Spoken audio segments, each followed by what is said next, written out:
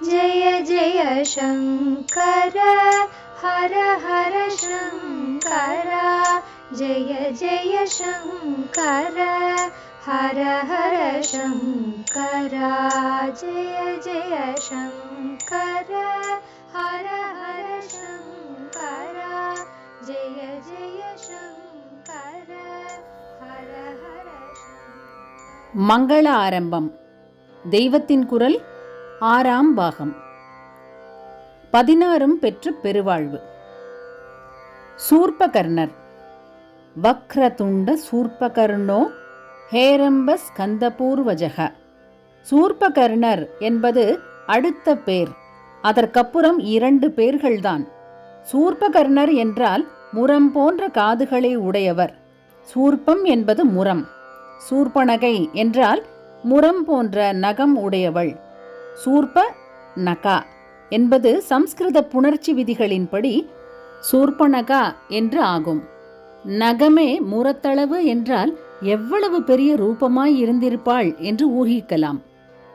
கஜகர்ணகர் என்று காதை வைத்து முன்னேயே ஒரு பேர் சொன்ன அப்புறம் சூர்பகர்ணர் என்று இன்னொரு பேர் வேறு சொல்வானேன்?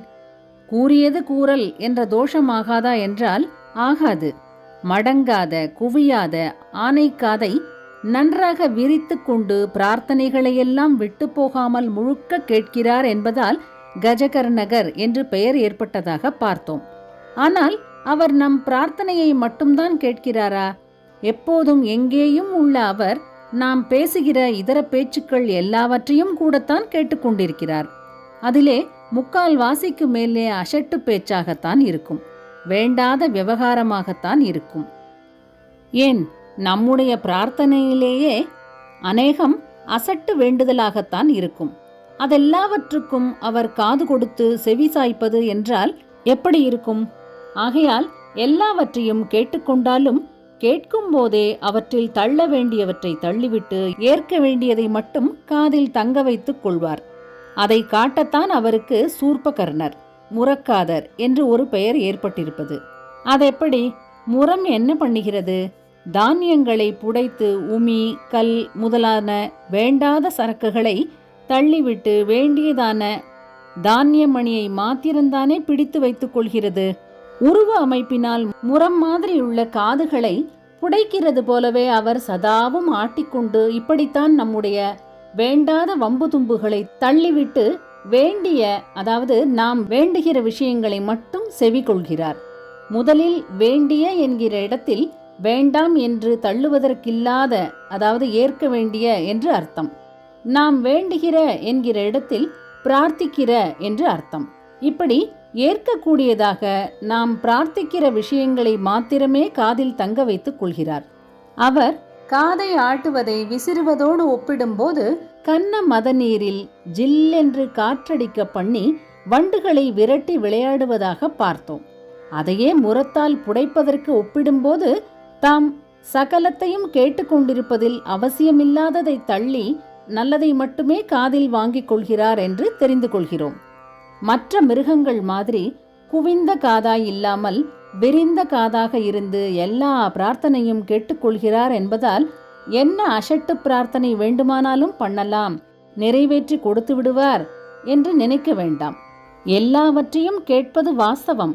ஆனால் கேட்கும் போதே எது சரியான பிரார்த்தனை, எது சரியில்லாத பிரார்த்தனை என்று சீர்தூக்கி பார்த்து சரியானதை மட்டுமே காதில் நிறுத்தி கொண்டு மற்றதை தள்ளிவிடுவார் என்று புரிய வைப்பதற்குத்தான் சூர்பகர்ணர் என்று தனியாக ஒரு பெயரை சொல்லியிருக்கிறது. ஹேரம்பர். ஹேரம்பர் என்பது அடுத்த பெயர்.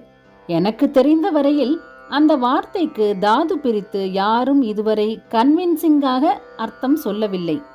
நான் தான் சரியாக தெரிந்து கொள்ளவில்லையோ என்னவோ. பாஸ்கரராயர் என்று மகான்கள் கோஷ்டியில் வைத்து மரியாதை செய்ய வேண்டிய ஒரு மந்திர சாஸ்திர மகா பண்டிதர். அவருடைய லலிதா சகஸ்ரநாம பாஷ்யம் ரொம்பவும் பிரக்யாதி வாய்ந்தது. அப்படிப்பட்டவர் கணேச சகஸ்ரநாமத்திற்கும் பாஷ்யம் செய்திருக்கிறார். அதில் ஹேரம்ப நாமத்திற்கு என்ன பாஷ்யம் செய்திருக்கிறார் என்று பார்த்தேன். ஹேரம்பர் என்றால் சைவ தந்திர பிரவர்த்தகர், அதாவது சைவ ஆகமத்தை தோற்றுவித்தவர் என்றும் அபரிமிதமான சௌரியம் அதாவது சூரத்தன்மை படைத்தவர் என்றும் அந்த பாஷ்யத்தில் அர்த்தம் பண்ணியிருக்கிறது. பாஷ்யக்காரர் மகா பெரியவர்தான் என்றாலும் நிஜத்தை சொல்ல வேண்டுமானால் அதை படித்தவருடைய குறையாலோ என்னவோ அந்த இரண்டு அர்த்தமும் எப்படி அந்த பேருக்கு கிடைக்கிறது என்று தெளிவுபடவில்லை. ஆராய்ச்சியாளர்களானால் தமிழ் எருமைதான் ஹேரம்ப ஆயிற்று என்கிறார்கள். சம்ஸ்கிருதத்தின் பெருமை எல்லா வார்த்தைகளுக்கும் பெயர்களுக்கும் அவற்றின் அக்ஷரங்களை நன்றாக தாது பிரித்து அர்த்தம் சொல்ல முடிவதுதான் என்றாலும் அப்படி இல்லாத எக்ஸப்ஷன்களும் இருக்கின்றன. இன்ன காரணத்தால் இப்படி பெயர் என்று தாது பிரித்து சொல்ல முடிவதை யௌகிகம் என்பார்கள். எட்டிமோலாஜிக்கலாக டிரைவ் பண்ணக்கூடியது யௌகிகம். அப்படி இல்லாமல் என்ன காரணமோ தெரியாது. ஆனால் இந்த வார்த்தைக்கு இப்படித்தான் அர்த்தம், இந்த பேர் இன்ன பேர் வழியைத்தான் குறிப்பிடுகிறது என்று இருப்பவை ரூடி. ஹேரம்ப என்ற வார்த்தை இந்த ரூடியில் வருவதாகவே தோன்றுகிறது. பஞ்சபாண்டவர்கள் வனவாசத்திற்கு முந்தி இந்திரபிரஸ்தத்திலிருந்து ஆட்சி நடத்தின போது தர்மபுத்திரர் ராஜசூய யாகம் பண்ண ஆசைப்பட்டு அதற்கு முன்னால் 4 திசை ராஜாக்களையும் ஜெயித்து கொண்டு வருவதற்காக தம்பிகளை அனுப்பினார். அப்போது தட்சிணத்திற்கு போய் அங்கே இருந்த ராஜ்யங்களை ஜெயித்தவன் சகாதேவன்.